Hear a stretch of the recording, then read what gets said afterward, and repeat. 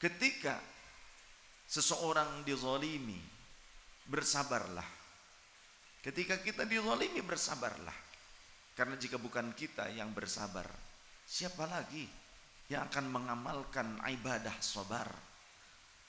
Sabar itu ibadah yang paling besar pahalanya. Salat harus sabar. Orang yang tidak sabar dalam salatnya, ia akan mencuri salatnya. Tumakninahnya tidak ada, rukuk sujudnya tidak ada. Bahkan jiwanya digadaikan kepada dunia, walaupun fisiknya sedang ia hadapkan kepada Allah. Walaupun fisiknya sedang ia hadapkan kepada Allah, nyatanya jiwanya ia gadaikan kepada dunia. Harus sabar ketika salat, sehingga kita benar-benar merasakan sang kekasih dekat dengan kita. Kita merasakan sang kekasih yang sedang kita tuju, yang ketika kita sedang berkeluh kesah kepadanya, yang kita sedang berbisik kepada bumi, tapi ahli langit mendengarnya. Allah bukan di langit, tapi Allah sang pemilik seluruh makhluk yang ada di bumi dan di langit.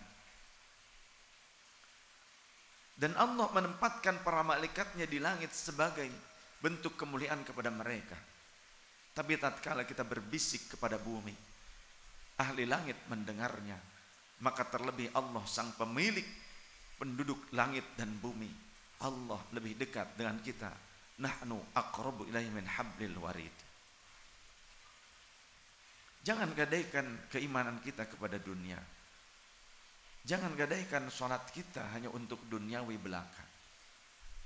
Tapi jadikan salat kita penghambaan, khidmat, pengorbanan yang terindah untuk sang kekasih Allah Azza wa Jalla.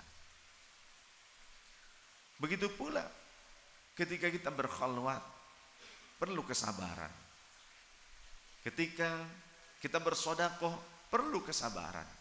Jika tidak sabar, kita mungkin akan mengungkit-ungkit sedekah kita atau menyakiti orang yang menerimanya. Ketika berdakwah, kita harus sabar. Jika tidak sabar, kita hanya senang dengan pujian orang lain, atau bahkan menjadi ujub, merasa lebih hebat dibandingkan orang lain. Ketika berilmu, tetap harus sabar, supaya kita tidak sombong seperti iblis. Iblis itu alim, iblis itu ma'rifat, iblis itu abid, tapi dia tak mampu bersabar, sehingga kesombongannya memuncak. Dan kesombongan adalah dosa yang paling disenangi oleh iblis. Ketika memiliki nasab yang indah, yang baik, yang bagus, sabar, jagalah hal-hal yang baik dari leluhurmu. Jangan mencoreng nama baik mereka. Dan jangan pula menjadikan nasab muliamu untuk kasab, untuk mencari uang. Tapi jadikan nasab mulia leluhurmu sebagai motivasi untuk bisa menapaki langkah-langkah indah, akhlak mulia dari leluhurmu. Ketika mendapatkan jabatan yang tinggi, bersabarlah. Jangan sampai engkau terlena dengan kekuasaan yang kau miliki. Bersabarlah, karena ketika engkau memikul tugas berat sebagai pejabat, sebagai pemimpin, maka akan ada yang pro kontra kepadamu.